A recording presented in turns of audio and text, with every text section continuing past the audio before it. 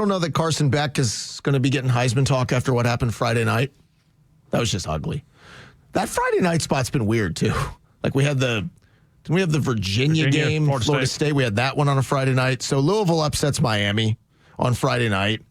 And I'm sure Georgia fans are just, whether you watched the game live or saw the highlights, you saw just Carson's numbers were blah. He threw 4 interceptions, didn't have an interception, or didn't have a touchdown. Then you compare it to Gunner on Saturday. Gunner, who played one of the best games of his career, if not the best, 4 touchdowns, no picks, rushed for another one, threw for 289, was 12 for 12 in the second half. Do you understand if you put Carson and Gunner next to each other and said, let's do a skills contest? I don't think Gunner would win anything. 100 out of 100. Maybe, he'd outrace him. But again, Carson could probably move a little bit. Carson's arm is bigger. It's better. All the throws would be better for Carson Beck. But I will say this unequivocally with no reservation. In a close game, give me Gunner Stockton. I've seen him for a handful of games. Give me Gunner Stockton in a close game over Carson Beck, and it's not even close. Carson Beck is the picture of a front runner. He has all the skills.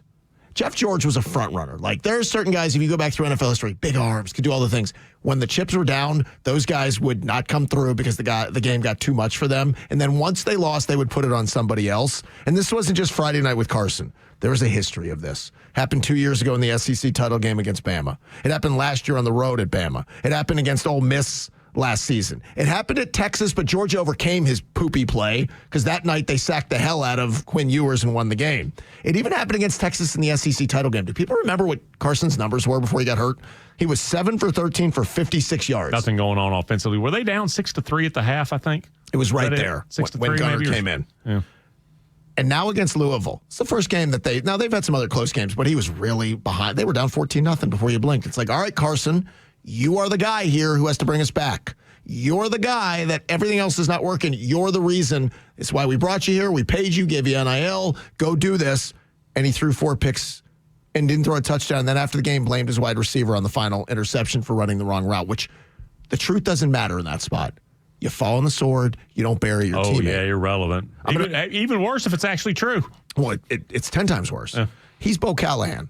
If you ever saw the movie Draft Day, there's a scene in the movie where Kevin Costner as the GM is wondering what's missing with Bo Callahan, and then he finds out his teammates didn't go to his birthday party. And everyone's like, what are you talking about? Why aren't your teammates going to the quarterback's birthday party?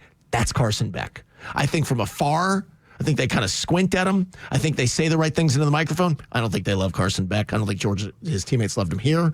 I think on the record they'd say it. I think it's a different story behind the scenes. I think the same is true at Miami. Meanwhile, I think they love Gunner.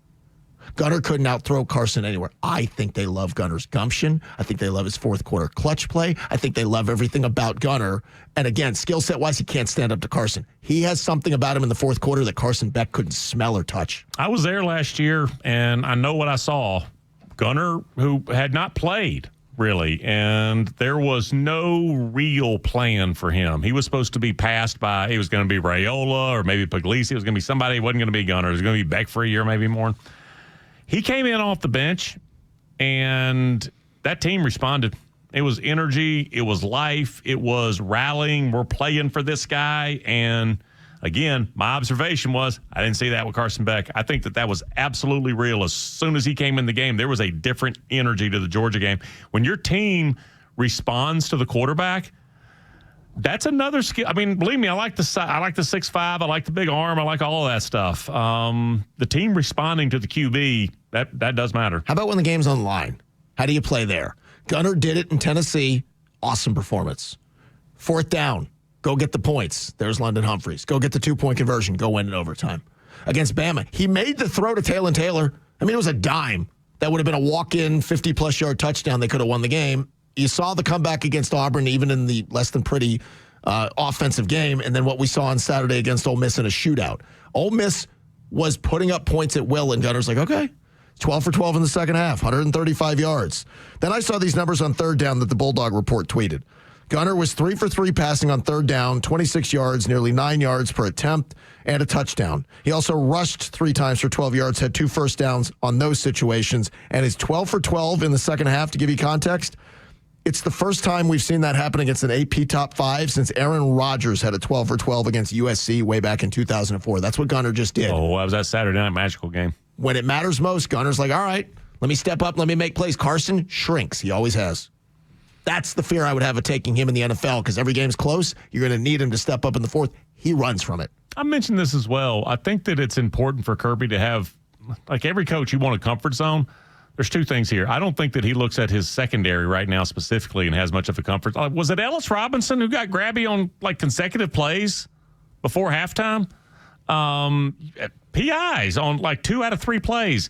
Gets a 5-star. One of the highest rated recruits in program history. I don't think Kirby is really pleased with what's going on. And I know KJ Bolden is a boss, and I know all of these guys back there and how talented they are, just giving up plays. I think he looks at Gunner and he sees something he recognizes. We've talked about this before. I think he looks at Gunner and he sees somebody sort of like himself that he trusts and he can rely on.